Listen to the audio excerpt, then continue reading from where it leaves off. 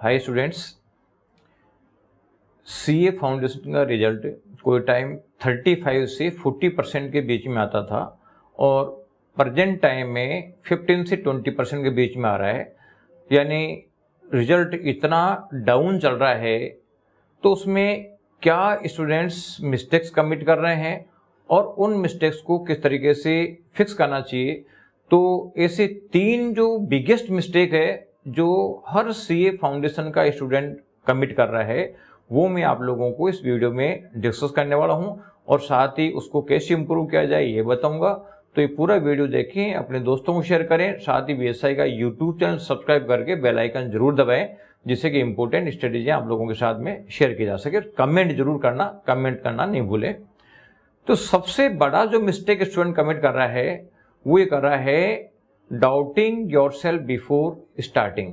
यानी पढ़ाई स्टार्ट करने से पहले ही अपने आप पे डाउट करना चालू कर देता है।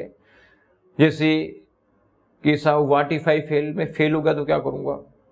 यानी स्टार्टिंग करी नहीं और पहले से सोच रहे हो यार फेल हो गया तो क्या करूंगा, कैसे काम चलेगा। तो ये जो नेगेटिव थिंकिंग्स है ये आपके कॉन्फिडेंस को लूज कर रही होती है, आपके फोकस को लूज कर रही होती है और अपना सारा एनर्जी और सारा टाइम जो है इस चीज को सोचने में लगा देते हो कि क्या होगा। इससे नेगेटिव एनर्जी आप लोगों में प्रिवेल कर जाती है। जहां नेगेटिविटी आ गई वहां पे आप में अपने आप को अलोन फील करोगे और ये प्रॉब्लम खड़ी हो जाएगी। तो सबसे पहला काम तो आपको करना है कि आप लोगों को अपने आप पे बिलीव होना चाहिए। आपको ये लगना चाहिए कि हाँ मैं कर सकता हूं, मैं इस चीज को कर लूंगा, पढ़ाई कर लूंगा और पास हो जाऊंगा। ये आप में बिलीफ डेवलप करना चाहिए। यानी आप जो ये ओवर थिंकिंग कर रहे हो उसको आप रोक दो, साथ ही आप पढ़ाई करना चालू करो और अपने आप से कहो कि जब दूसरे बच्चे कर सकते हैं तो मैं क्यों नहीं कर सकता। तो trust your preparation and stay consistent every day, ये आपको करना पड़ेगा। सेकेंड मिस्टेक जो स्टूडेंट कमिट करता है वो है पुअर टाइम मैनेजमेंट। स्टूडेंट जो इजी सब्जेक्ट और इजी चैप्टर में तो काफ़ी ज़्यादा टाइम दे देता है, लेकिन जो टफ सब्जेक्ट है या टफ चैप्टर्स है उसको टाइम काफ़ी कम देता है। और वो न तो अपने वीकली कोई प्लान बनाता है और न ही कोई डेली के प्लान बनाता है। यानी आपके अगर वीकली और डेली प्लान बना के करोगे तो ज़्यादा अच्छी तरीके से हो पाएगा। इसके साथ ही ये जब प्लानिंग से स्टडी नहीं होती है, कोर्स कंप्लीशन में टाइम लग जाता है, तो डिले रिजल्ट, आप रिवीजन भी डिले स्टार्ट करोगे और साथ ही आपको पैनिक डेवलप हो जाएगा कि मेरे से कोर्स पूरा नहीं हो पा रहा और इस पैनिक की वजह से स्टडी सारी डिस्टर्ब हो जाती है। यानी कुल मिला के आपको ऐसा लगने लगेगा इस पैनिक की वजह से कि ये कोर्स तो बहुत वास्ट है, बहुत ह्यूज कोर्स है और ये जो मेरे से हो नहीं पा रहा।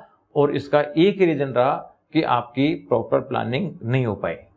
तो सिंपल सी बात है कि ये जो कमी है टाइम मैनेजमेंट की, इसको आपको फिक्स करना पड़ेगा। इसको फिक्स करने का एक ही तरीका है कि आप अपना टाइम टेबल बनाएं जिसमें वीकली भी टारगेट हो और आपका डेली का टारगेट भी हो। ऐसा सिंपल टाइम टेबल बनाएं जो अचीवेबल भी हो। कोई आइडियल टारगेट नहीं होना चाहिए कि यार जो अचीव नहीं हो पाएगा, तो ऐसा कोई मतलब नहीं है।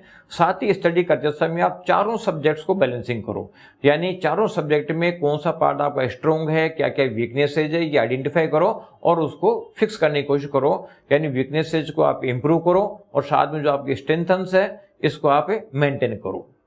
इसके अलावा एक टू डू लिस्ट आप डेली का बनाओ जो आपके पास रिटर्न में होनी चाहिए। उसमें आप ये देखो कि यार ये टू डू लिस्ट जो मेरा है इतने बजे तक ये काम हो जाना चाहिए, इतने बजे तक ये चैप्टर हो जाना चाहिए, इतने बजे तक ये चैप्टर हो जाना चाहिए था। इस टू डू लिस्ट के हिसाब से भी आपको वर्किंग करनी पड़ेगी।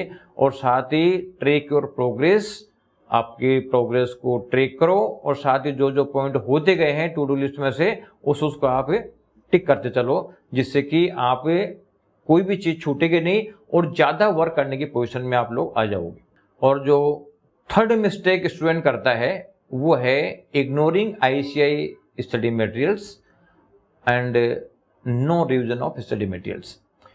यानी स्टूडेंट क्या करता है कि वो मार्केट से रैंडम बुक्स खरीद लेता है, साथ में बहुत सारी कोचिंग्स की आजकल नोट्स अवेलेबल हैं, शॉर्ट नोट्स अवेलेबल हैं, ये टेलीग्राम चैनल से पड़े हुए होते हैं तो वहाँ से ले लेता है, या किसी से फोटोकॉपी करा लेता है।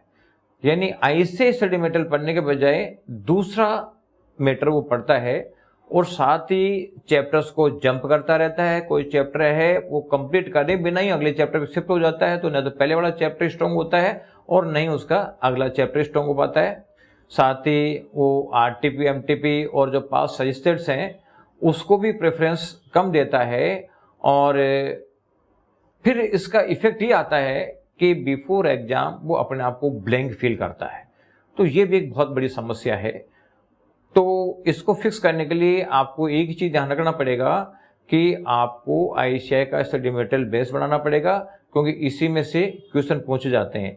रही बात है आरटीपी एमटीपी से स्टडी की, ये भी जब भी करने का है जब आपका एसएम बिल्कुल स्ट्रॉन्ग हो गया हो। और अगर रही बात प्राइवेट नोट्स की या प्राइवेट बुक्स की, तो वो प्रायोरिटी जो है आप उसको माइंड से निकाल दो, क्योंकि आईसीएआई से जब पेपर बनना है तो बाकी फालतू चीज पढ़ने से हमें फायदा क्या मिलेगा।